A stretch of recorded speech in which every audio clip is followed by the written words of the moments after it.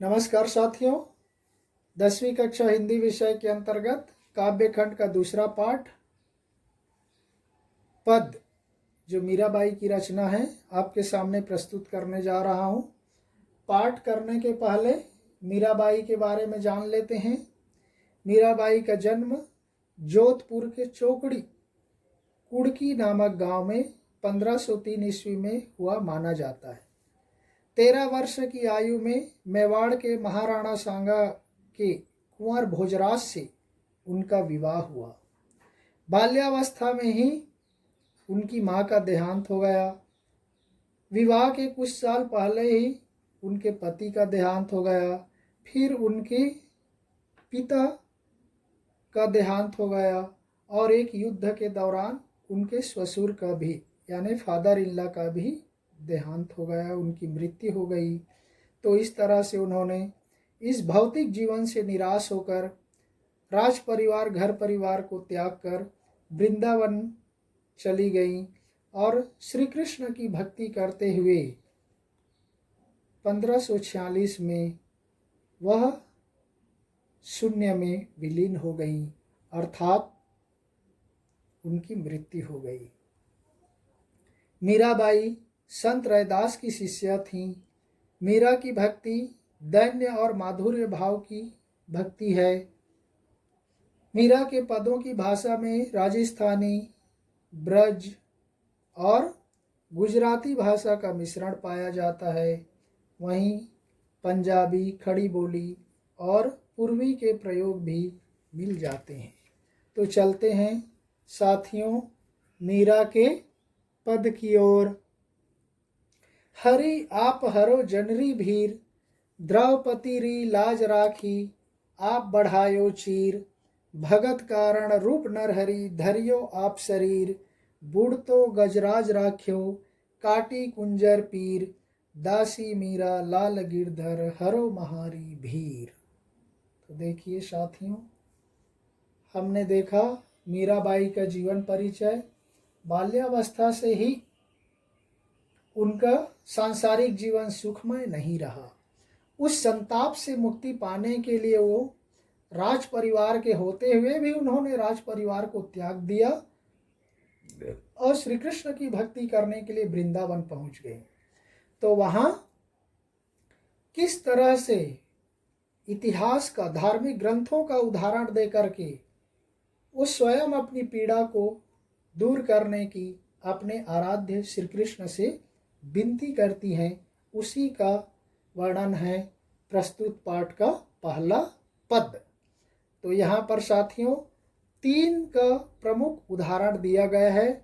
आप सबको मालूम है महाभारत के प्रसंग में द्रौपदी के वस्त्रहरण का, दूसरा है भक्त प्रहलाद का जो अपने पिता हिरण्यकश्यप के कष्टों से बहुत दुखी था, और तीसरा है गज और मगर का, हाथी और उस मगरमच्छ का, जहाँ पर वह पानी पीने के लिए जाता है और उसके पैर को पकड़ लेता है, उसका यहाँ पर उदाहरण देकर मीराबाई ने उसी तरह से अपने कष्टों को दूर करने की ईश्वर से, श्री कृष्ण से प्रार्थना की है। हरि आप हरो जनरी भीर, द्रौपदी री लाज राखी, आप बढ़ायो चीर, भगत कारण रूप नरहरि, धरियो आप शरीर, बूढ़ तो गजराज राख्यो, काटी कुंजर पीर, दासी मीरा लाल गिरधर, हरो महारी भीर। वह कहते हैं हे हरि, हे ईश्वर, आप मेरी अर्थात मीरा की, आपकी सेविका दासी मीरा की पीड़ा को भी, कष्टों को भी दूर करो, उसी तरह से जैसे आपने भक्त जो प्रहलाद है और द्रौपदी हैं और गजराज है, उसकी पीड़ा को आपने दूर किया। तो उसने पहला उदाहरण दिया द्रौपदी के, किस तरह से कुरु राजसभा में सारे लोगों की मौजूदगी में दुशासन ने, चित्र में दिखाई दे रहा है किस तरह से द्रौपदी के वस्त्रहरण किए, उसका प्रयास किया, लेकिन वहाँ पर मौजूद भीष्म पितामह, गुरु द्रोणाचार्य, कृपाचार्य, स्वयं व धृतराष्ट्र और अपने पांचों पतियों युधिष्ठिर, भीम, अर्जुन, नकुल और सहदेव सभी से उन्होंने अपने बचाव में रक्षा करने की प्रार्थना की। किसी ने उनकी सहायता नहीं की। तब द्रौपदी ने मन लगाकर पूरे मन से उस ईश्वर को स्मरण किया और उन्होंने ऐसा वस्त्र प्रदान किया जिसको खींचते खींचते दुशासन थक गया, लेकिन कभी वस्त्र का अंत नहीं हुआ, जैसे कि आपको चित्र में दिखाई दे रहा है। उसी तरह से मीराबाई कहती हैं कि आपने द्रौपदी के मान की रक्षा की, उनके मान सम्मान को वस्त्र प्रदान करके बचाया। उसी तरह से हे प्रभु, मेरे जीवन के कष्टों को भी, पीड़ा को भी दूर करो। दूसरा उदाहरण दिया है, देखिए साथियों, भगत कारण रूप नरहरि धरियो आप शरीर। कहने लगा कि आप अपने भक्त की रक्षा के लिए, आप भक्त वत्सल हैं और अपने भक्तों को बचाने के लिए आपने नरसिंह का रूप धारण कर लिया। भक्त प्रहलाद के पिता हिरण्यकश्यप थे और हिरण्यकश्यप प्रहलाद को बहुत कष्ट देता था, क्योंकि प्रहलाद भगवान का भक्त था। तो इसलिए जब वह कष्ट से बचने के लिए, पीड़ा से बचने के लिए वह बता देता है कि इस खंभे में भी भगवान मौजूद है, इस खंभे में भी ईश्वर है, ईश्वर सर्वत्र है, खंभे में है। तब वह हिरण्यकश्यप क्रोध में आकर उस खंभे को प्रहार करता है, वार करता है, और उस खंभे के टूटते ही वहाँ से नरसिंह भगवान प्रकट हो जाते, जैसे चित्र में दिखाया गया है। और उसके पिता का जो वरदान था, जो न वह दिन में मरेगा, न रात में मरेगा, न घर में बनेगा, न बाहर में मरेगा, न अस्त्र में मरेगा, न शस्त्र में मरेगा, न जमीन में मरेगा, न आकाश में मरेगा, उस प्रतिज्ञा को पूर्ण करते हुए उन्होंने न किसी जानवर के द्वारा मरेगा, न कोई व्यक्ति के द्वारा मरेगा। तो भगवान नरसिंह का रूप धारण कर लेते, उसको दरवाजे के चौखट के बीचों बीच होते, सूर्यास्त के समय करते, उसको अपनी गोदी में उठाते। न तो वह जमीन में था, न आसमान में था, न वह घर के बाहर था, न भीतर था, चौखट के बीचों बीच करते। संध्या का समय था, न वह दिन था, न रात था, न वह अस्त्र से मारा, न शस्त्र से, उसके नाखून से उसके पेट को फाड़ दिया, और न वह ऊपर से शेर था, नीचे से आदमी था। तो ऐसा भगवान अपने भक्त की रक्षा के लिए नरसिंह का रूप धारण किए। उसी तरह से हे प्रभु, मेरे कष्टों को भी दूर करो, ऐसा मीराबाई अपने आराध्य श्री कृष्ण से प्रार्थना करती हैं।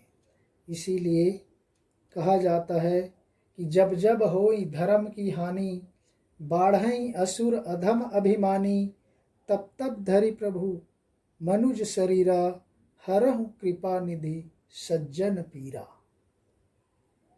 जैसे जैसे इस संसार में अधर्म का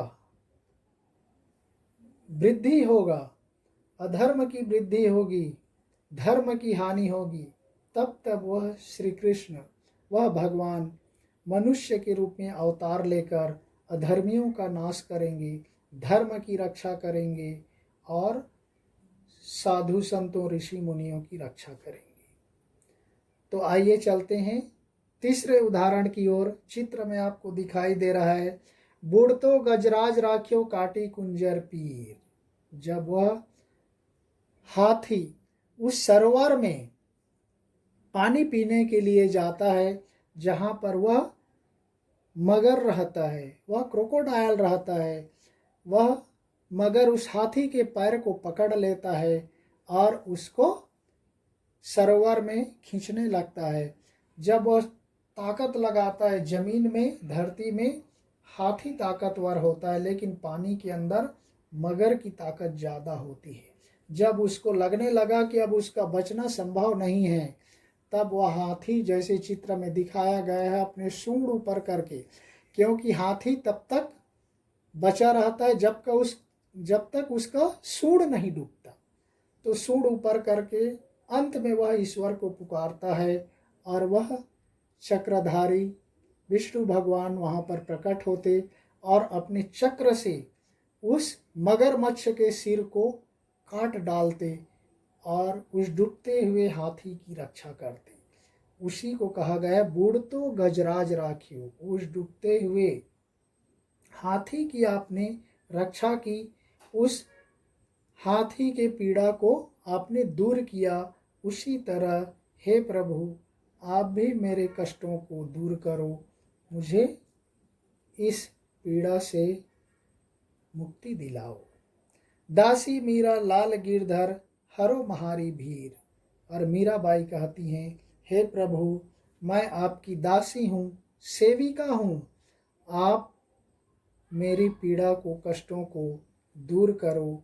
ऐसे मीराबाई अपने आराध्य श्री कृष्ण से अपने सांसारिक संतापों से मुक्ति पाने के लिए द्रौपदी का, भक्त प्रहलाद का और गजराज का उदाहरण देते हुए ईश्वर से अपने पीड़ा से छुटकारा पाने की प्रार्थना करती हैं। तो नेक्स्ट दूसरे पद के साथ फिर मिलेंगे, तब तक के लिए धन्यवाद। जय हिंद।